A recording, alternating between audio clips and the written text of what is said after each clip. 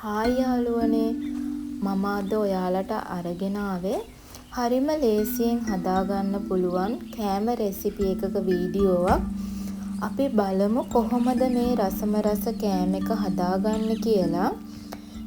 මම මුලින්ම ඉන්දියාප්ප පිටි මිශ්‍රණයෙන් ග්‍රෑම් 200ක පමණ ප්‍රමාණයකට ලුණු කුඩු ස්වල්පයක් දමා වතුර ටික ටික එකතු කරමින් සොෆ්ට් එකට එනතුරු පිටි මිශ්‍රණය හදාගත්තා.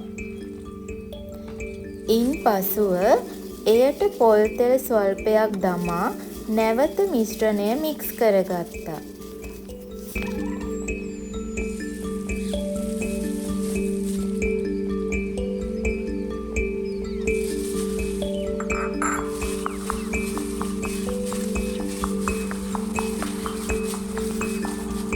සාදාගත් පිටි මිශ්‍රණය පැත්තකින් තියාගෙන අපි හොඳින් සෝදාගත්තු ඉන්දියාප්ප වට්ටි ටිකේ ඇතුල් පැත්තේ පොල් තෙල් තවරගෙන ඔයාලට පෙනෙන ආකාරයට ඉන්දියාප්ප වට්ටියේ ඇතුල් පැත්තට පළමුවෙන්ම ඉන්දියාප්ප ටිකක් මිරිකගෙන එයට හදාගත්තු පැණි පොල් මිශ්‍රණය තියාගෙන නැවතත් ඉන්දියාප්ප පිටි මිශ්‍රණයෙන් පැණි පොල් ටික වැසෙනතුරු මිරිකගෙන විනාඩි 6ක 7ක පමණ කාලයක් ස්ටීම් කරගත්තා.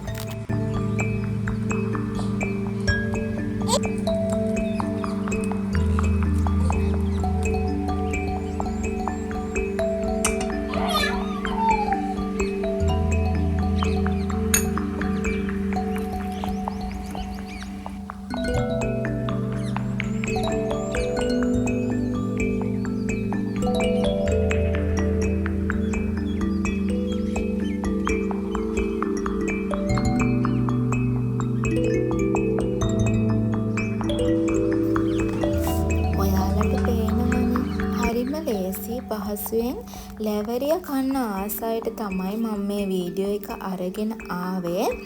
හරිම සොෆ්ට් එකට තියෙන ඒ වගේම ඊටාම රසවත් කෑම එකක්.